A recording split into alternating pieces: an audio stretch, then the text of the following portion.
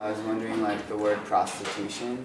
Yeah. Like, almost, like, I thought of, like, institution and, like, prosperity or something. Like prosperous institution? Like, what's the...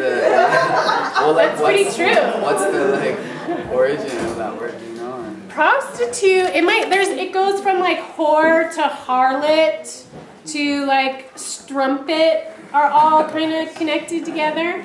And they were like soliciting, you know, love. But so prostitution, I think, was after, like whore and harlot and strumpet are the earlier ones. And then prostitution was a later developed one. So I think it's like Latin, probably. yeah. But I'd have to look it up. Yeah, totally. Yeah? You see a contradiction, or can you say more about the, you know, pitting yourself, your whole soul against, and willing to be martyred and be tortured even, like martyrs, for your love. And then what you said about, it doesn't mean you have to tolerate abuse, just leave. That's right. So, but leaving isn't willing to be tortured and abused. Right. It's not tolerating it and leaving. Right. Oh, so like why would you leave the Yeah. abusive husband instead of just sticking it out? And being Is that your tortured question? and martyring yourself. Oh, sure. Okay, that's a good point. What is the difference between sitting there and letting someone beat you up, you know, for your love, for the martyrdom, and removing yourself from the situation? That's a very good question. Okay, so there's several answers. Sometimes you cannot escape the violent behavior if it's for like a country or something like that, like for Gandhi. If he's going to get beat up by a soldier, you can't leave your country, right? Because you're standing to fight for the country, right? But if you're there in an abusive situation where someone is like trying to hit you every day, right? And you're going to stand up against it, if you can leave, you should just leave, right? To get out of the way. Like that goes back to the martial arts thing, which I didn't get into, right? Part of nonviolent fighting in martial arts is just get out of the way of the thing that's coming. Like Bruce Lee's Art of Fighting Without Fighting. You defense and you deflect the punches. You don't punch back, but you're not just going to sit there and let them punch you in the face, right? You're going to deflect and you're going to just get out of the way, right? It's not like you sit there, like Gandhi said, you don't willingly just take it. You can deflect it, get it out of your way, right? And you can still stand up for your beliefs without harming the other person. So it's that difference of, are you actively going to attack them back?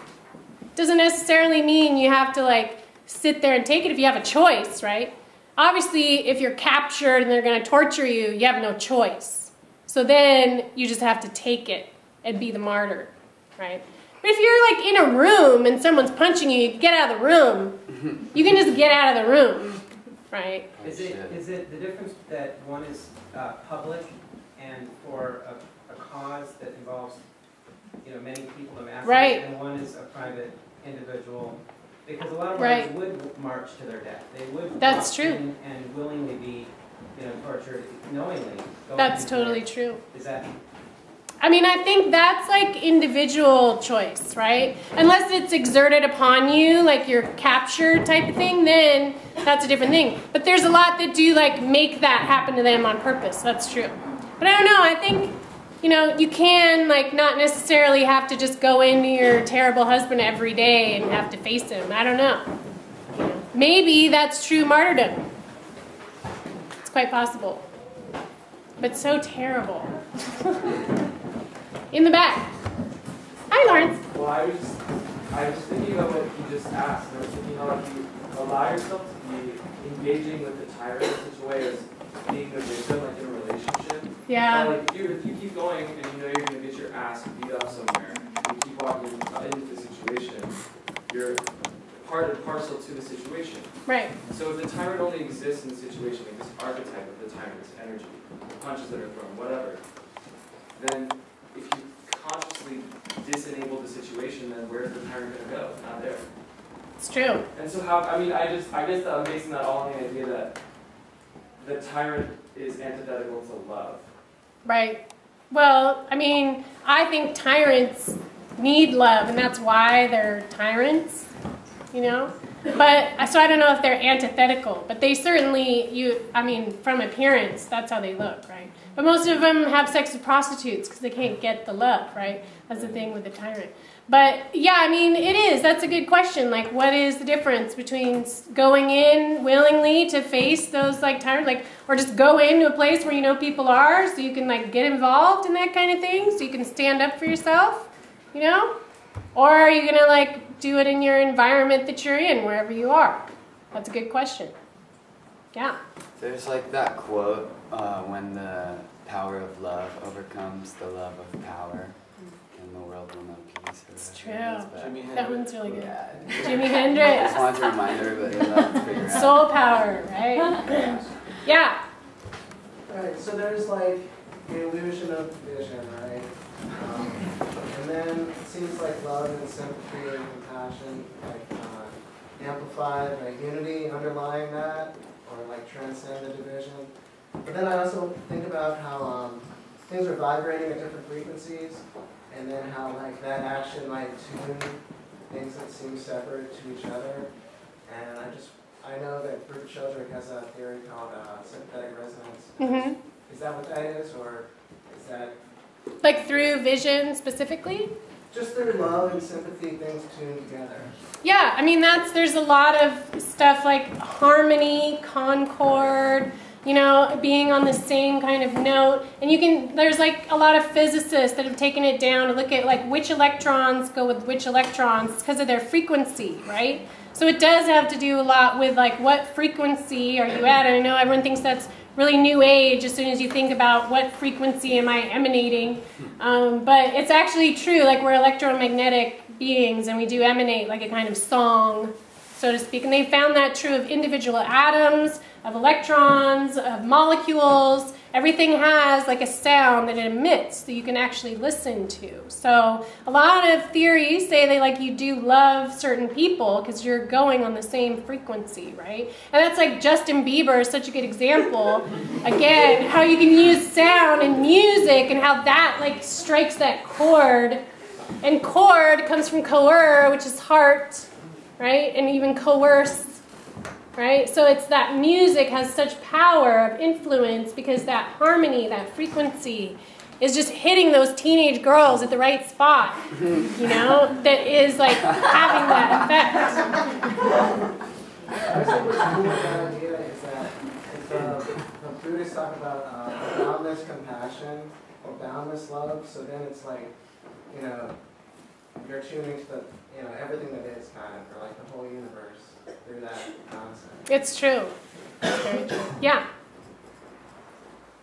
I'm just a little bit, I just got a little stuck. I wanted to get unstuck before leaving in case anybody else was stuck on the idea of loving someone in an abusive relationship versus like all these other like amazing things that were being talked about, and I don't necessarily think that it's the same thing. There's, in my opinion, there's multiple ways of loving someone or loving in general, and what I got from what you were saying was the idea of not having an expectation and being able to love yourself and come from a place where, as you said, it's inside out and loving. That and martyrdom and being in a situation to where you're being abused versus what Gandhi was doing for his country, like in an isolated relationship, I don't believe are the same. I think that obviously like love and loving and the idea of loving and Valentine's Day and not being in a position to be in a relationship where you're unhappy because this person isn't loving you and you are using manipulative, witchy things to try to get them to love you is not the same as like watching Jesus die on the cross and then dying as well because it was so cool. Like those are not the same kind of love. I mean, I just wanted to really... Sure, I mean, I would disagree. I think love is love, and it applies to your pet, it applies to your kid, it applies to your loved one, it applies to Jesus. I think it applies all across the board. When you feel love for someone and you're in an abusive relationship, I mean, why do you think people stay in the abusive relationship? I mean, you can go through all kinds of reasons, from parents to hormones to drugs to whatever, but love is usually down there at the bottom of it. So I don't see a difference between loving a man and loving Jesus. I mean, sure, there's lots of people that would argue. I wasn't trying to say that. I'm not saying that the love is different. I guess, in a more of like a personal experience and trying to find like some objective ground. Like I just think loving yourself, a lot of times, historically, people that are in abusive relationships, there is an element of expectation and there is an element of not loving themselves and looking for that kind of acceptance and having that expectation being tied into it. And so I think... Sure, I mean, you could say that about every single relationship that there is, not just abusive. You could say it with mothers and fathers, you could say it with your children, you can say it with everybody. It's not just abusive, right? That goes like across the board. But it's then you get into like what's the difference between loving yourself and loving another person, right? And then that's like every single love situation we get into. Again, from your cat to yourself to everything. Like it's the same. Totally. Yeah. I think what she said was really important to bring up, and also what someone back there mentioned, which is that the personal love relationship, as opposed to the martyr strategy, which is a strategy, has to do with an audience. Right. So if you're being beaten up by someone, you can leave the room, do it. And you can still love them. With the public thing you said, yeah. But the whole point of martyrdom is if someone's watching. If no one's watching, we have to witness. Get out of there. If you can't leave, then you can martyr yourself before the Spirit.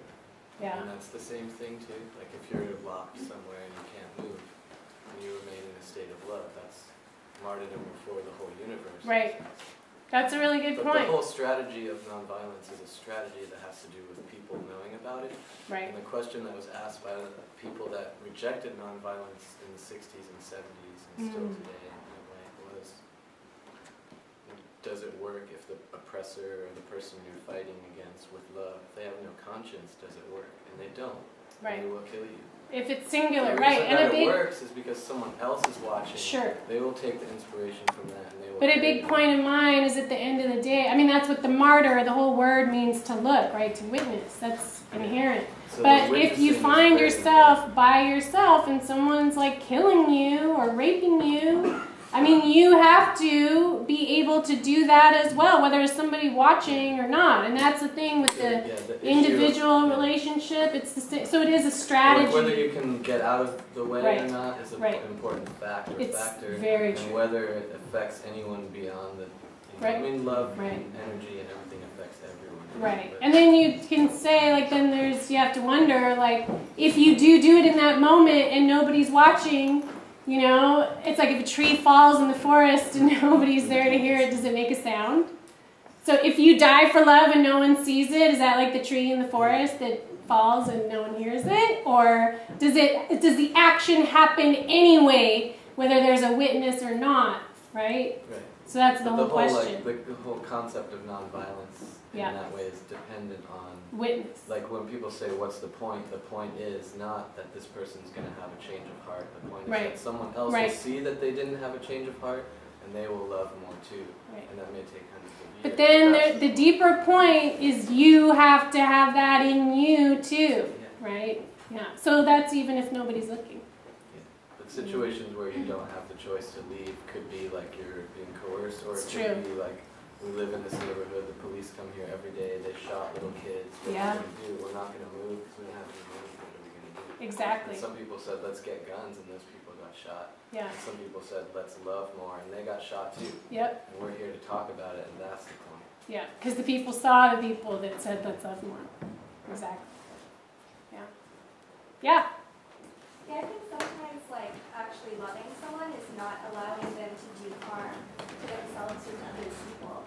And not necessarily, by taking violent means to stop them, but, there can be more, I think, there can be other techniques other than martyrdom. Like leaving. The act of leaving or getting out of the way could be more loving than staying there and getting beaten up in that situation. Or kung fu.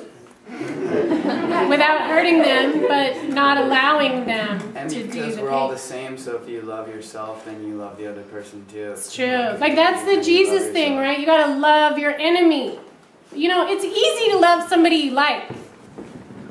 But how are you going to love somebody you don't like that's mean, that's hurting you? That's like the Jesus business. So we should right? love Monsanto. Yeah. They need it more than anybody. Believe me. You know? Yeah.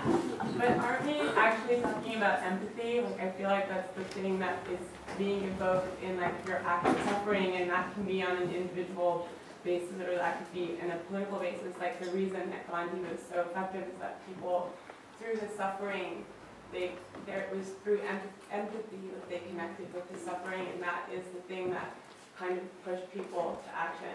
And I feel like in a personal relationship, if you are able to use love to evoke empathy from the person that's being abusive to you, then that will ultimately change. Right, and I think that does happen sometimes, but not all the time. I think certainly there's many examples where that will work, right? I think a lot of times you can change people through empathy, right, through love. That it's not like always you're going to die. For sure, sometimes it works. And the person changes. And they'll change completely. That's totally true. They'll quit drinking. They'll give up whatever they're doing. They'll never hit you again. There's a lot of those stories too. So that's an important point to make. Yeah. That's the force. I mean, that's evoking the force of love in a way that actually, and I feel like, you always talk about people coming into harmony when if you're talking about a discordant situation, it's like if you use the power of love to get someone to tune into where you're coming from, yeah. which is a loving, a strong force of love, then that does have a transformative effect. Yeah. I feel like that can be, like if you see a strong, loving person in the world, like that is going to have a ripple effect and it's going to inspire more love instead of more conflict or more hate. Yeah, that's the martyr, because you see it. Yeah. Yeah. And thinking of martyrdom in terms of relationships, it seems like a distinction to make is this idea of love object versus being the love yourself. So you're not martyring to the love object. The ultimate martyrdom is to yourself as love.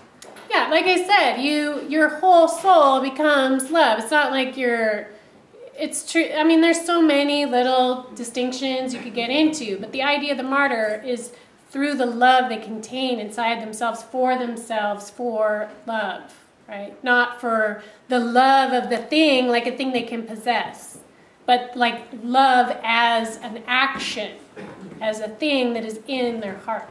Yeah, totally. I forget where I read that, and it was just like a moment of like when we're in love with somebody, like we feel like that love is contingent on them. Mm-hmm. It has nothing to do with them. Like the love is happening entirely in you. Yeah. And sort of. That's you have to do it without the hope of outcome, right? Because it's not so they will love you. It's because you feel love for them. Yeah. Yeah. There's a big difference. Totally. Yeah. All right. Well, thanks everybody. That was great. Thanks everybody.